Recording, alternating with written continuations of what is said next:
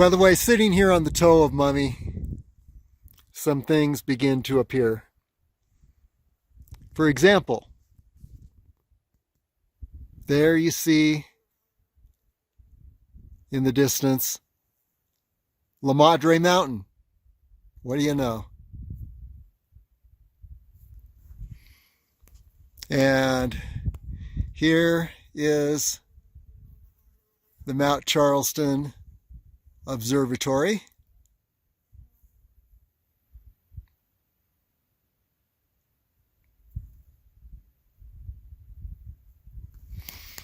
Here is the toe of Mummy Mountain. Or maybe it's getting close to the toe. I think the toe might be a little below this. Some beautiful bristlecone pines in this area.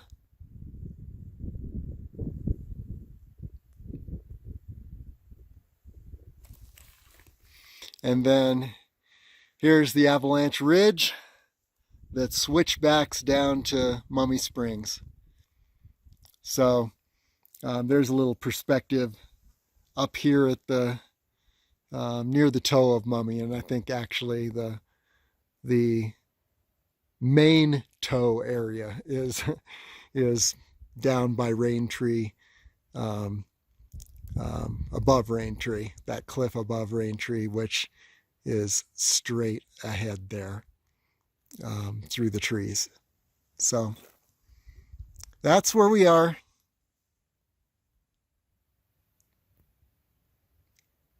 Signing off. Okay, well, if you ever should find yourself in this spot, you might ask yourself, how do I get home? Now, first of all, where are you? Okay, here's a little cliff. I think we're on the lower leg of Mummy toward the toe. Here's the area toward the toe of Mummy. And, let's take a look. That may actually be the toe of Mummy down there. I don't know. Let's keep looking around. I want you to be able to position yourself. If you ever see these things, you are on this spot. Maybe you came up another ridge like I did, and you ended up here. Maybe a helicopter dropped you down from the sky and you ended up here. Who knows? By the way, there's, the leg or the toe of Mummy. I think it's the leg, actually. And it's a beautiful little area. This is one of my favorite spots in the Mount Charleston wilderness. And you look over here and you can see the Mount Charleston Observatory. So, this should give you an idea. We're actually directly above Mummy Springs, but how do you get down to Mummy Springs? Well, there's a series of rather steep switchbacks down an avalanche hill. You become a controlled avalanche, basically, as you're traveling down this hill.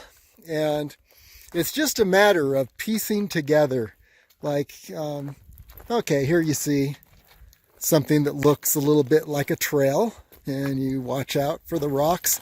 This is actually the smooth area of the avalanche hill. It gets a lot steeper and a lot more gravelly, rocky as you go down. But I'm going to just show you the first part here. And you can see then it comes around here and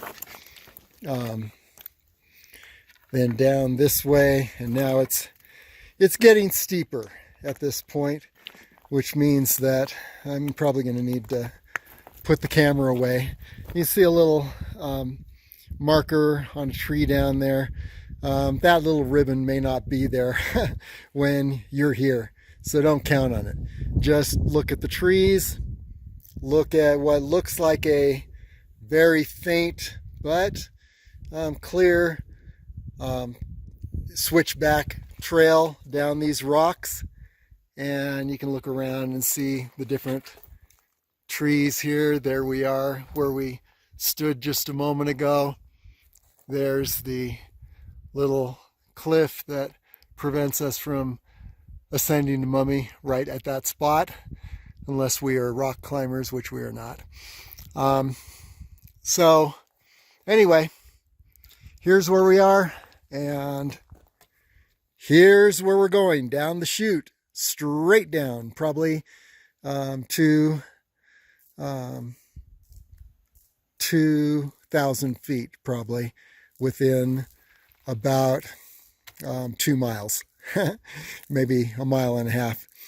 So I'm going to put the camera away now so I can use both my hands and my walking sticks. But should you ever find yourself here, this does lead back down, and you just have to watch very carefully for signs that people have traversed this area and you are on an official switchback, or as I mentioned, a controlled avalanche.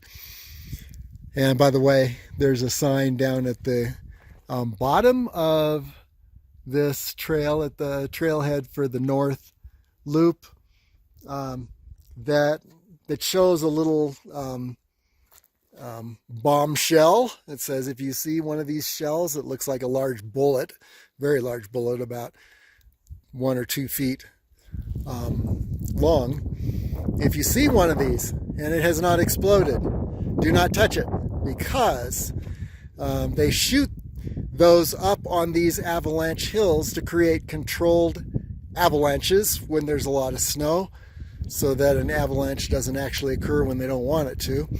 And so if you see any unexploded shells, don't pick them up and stick them in your backpack and then jump around with them. Because that may be your last experience in the mountains. Okay, well, down we go.